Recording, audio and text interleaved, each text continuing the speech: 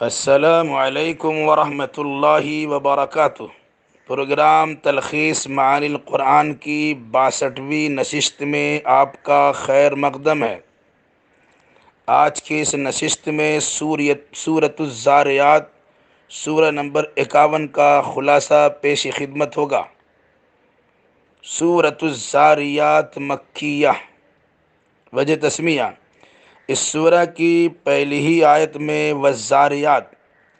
گرد اڑانے والی ہوا کا تذکرہ ہے۔ اسی مناسبت سے اس سورہ کا نام سورۃ الزاریات رکھا گیا ہے۔ زمان نزول: یہ سورہ مکی ہے اور مکہ کے درمیانی دور کی تنزیل ہے، یعنی درمیانی ایام میں یہ سورہ نازل ہوئی ہے۔ مرکزی مضمون: توحید و رسالت اور آخرت کا بیان اس کا مرکزی مضمون ہے، اور جزائے عمل کا خصوصی ذکر ہے۔ اپنے رب کی معرفت حاصل کرنے کے لیے انسانی وجود میں بے شمار دلائل و شہادت موجود ہیں۔ انسان کی تخلیق کا مقصد رب کی عبادت و بندگی ہے۔ عبادت سے جی چرانے والے عذاب الہی کے مستحق ہوں گے، جس کی تفصیل ہے۔ تعداد آیات: اس سورہ میں 60 آیتیں ہیں۔ آیت نمبر 1 سے 6 میں مختلف قسم کی ہواؤں کی قسم کھا کر الصادق الامین کی جانب سے سچی خبر یعنی قیامت کی تصدیق کرتے ہوئے جزا و سزا کے دن یعنی قیامت کے وقوع کا تذکرہ کیا گیا ہے کہ قیامت کے وقوع کا وعدہ بالکل ہی سچا ہے، جسے لا محالہ پیش آنا ہی آنا ہے، اسے کوئی روک نہیں سکتا ہے۔ آیت نمبر 7 سے 11 میں متفرق شکلوں والے آسمان کی قسم کھا کر رسول اکرم صلی اللہ علیہ وسلم کی تکذیب کرنے والے اور قیامت کی جزا و سزا سے متعلق مختلف قسم کی باتیں بنانے والے یا کفار و مشرکین علم کے بغیر قیاسات پر اپنے عقیدے کی عمارت کھڑی کرنے کی وجہ سے تباہ و برباد ہو کر رہیں گے، کیونکہ یہ لوگ غفلت شیار اور بے حس ہیں۔ رسول اللہ صلی اللہ علیہ وسلم سے متعلق اور قیامت کے بارے میں ان کا موقف باطل ہے۔ یہ تباہ کن حماقت سے دوچار ہو کر غفلت و لاپرواہی کی زندگی گزار رہے ہیں۔ آیت نمبر 12 سے 14 میں کفار کی جانب سے قیامت سے متعلق سوال کے جواب میں صرف اتنا ہی کہہ دینے پر اکتفا کیا گیا ہے کہ آج یہ لوگ غفلت و جہالت میں ڈوب کر قیامت کی تاریخ اور دن جاننے کا مطالبہ کر رہے ہیں، لیکن جب وہ دن اور وہ تاریخ اور وہ ساعت و گھڑی آ پہنچے گی تو ان کو اس تجاہل عارفانہ کا مزہ چکھنا ہی پڑے گا۔ اس وقت ان سے کہا جائے گا، اب انواع و اقسام کی عقوبتوں، سزاؤں، زنجیروں، بیڑیوں اور اللہ کی نافرمانی کی وجہ سے عذاب کا مزہ چکھو۔ یہ وہی ہے جس کے لیے تم جلدی مچا رہے تھے۔ آیت نمبر 15 سے 19 میں متقی و پرہیزگار لوگوں کی سرخروئی و کامرانی کا تذکرہ ہے۔ وہ اپنے اعمال صالحہ کے بدلے باغوں اور چشموں میں ہوں گے اور نوازش الہی پر شاد و فرحاں ہوں گے۔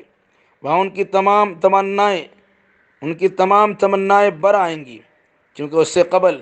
اخلاص کے ساتھ نیکوکاری کرتے تھے، راتوں میں کم سوتے، رب کی عبادت کرتے اور رات کے اخیر حصے میں مغفرت کے طلبگار ہوتے، گویا اللہ کے حقوق ادا کرتے اور اپنے مال میں سائل و محروم کا حق تصور کرتے ہوئے حقوق العباد کی بھی ادائیگی کرتے تھے۔ آیت نمبر 20 سے 23 میں ارض و سما کی وسعتوں میں بکھری پڑی بے شمار نشانیوں میں، بلکہ خود انسانی وجود میں قدرت کے بہت سارے نشانیوں میں انسان کو دعوت غور و فکر دی گئی ہے، جن میں تدبر و تفکر سے قیامت کے برحق ہونے کا یقین پیدا ہو جائے گا کہ جس طرح تمہیں اپنے نطق لسانی میں یعنی زبان سے بولنے میں کوئی شک نہیں، اسی طرح قیامت اور روز جزا کے وقوع میں تمہیں کوئی شک و شبہ نہیں ہونا چاہیے۔ آیت نمبر 24 سے 36 میں رسول اکرم صلی اللہ علیہ وسلم کو تسلی اور منکرین کو تنبیہ کے لیے قوم لوط پر عذاب کی خبر دینے کے لیے ابراہیم علیہ السلام کی خدمت میں فرشتوں کا نزول، خلیل اللہ کی جانب سے میزبانی، صاحب علم لڑکا کی ولادت کی بشارت و خوشخبری، اور زوجہ ابراہیم کے ورطۂ حیرت میں پڑ جانے کا تذکرہ ہے۔ مہمان کے کھانے سے گریز کرنے پر ابراہیم علیہ السلام کو خوف، میزبانی کے بعد انسانی شکلوں میں تشریف فرما فرشتوں سے سبب نزول پر سوال، فرشتوں کی جانب سے وداعت پر قوم لوط کی تباہی اور بربادی کا پروانہ لے کر آنے کی وضاحت، اہل ایمان کو بستی سے نکل جانے کی ہدایت، حد سے گزر جانے والے لوگوں پر پکی ہوئی مٹی کے پتھر کی بارش کر دیے جانے کا تذکرہ ہے، جس کا مقصد آپ صلی اللہ علیہ وسلم اور اہل ایمان کو تسلی دینا ہے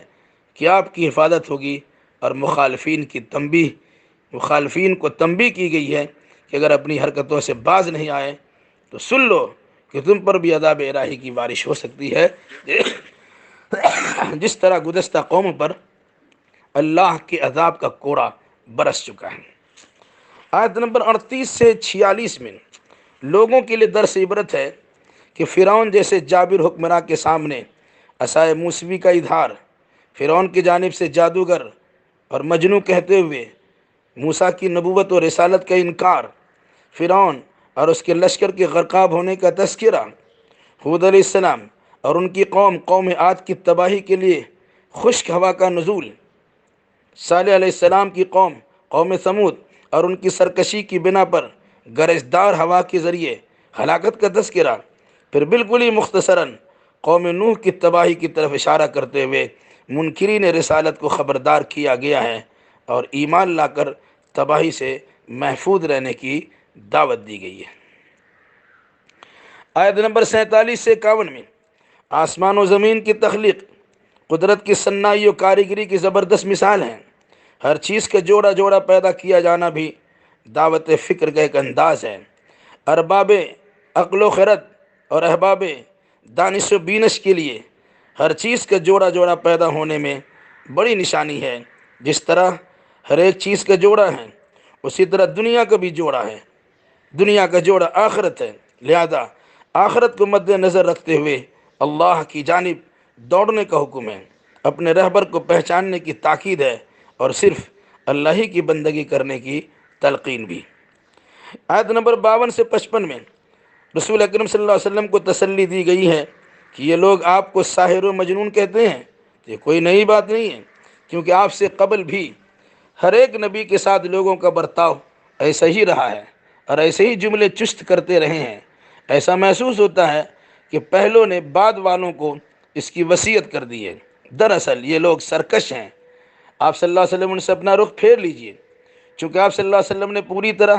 نصیحت فرما کر حجت تمام کر دی ہے، اس لیے آپ صلی اللہ علیہ وسلم پر کوئی سرزنش نہیں ہے۔ آپ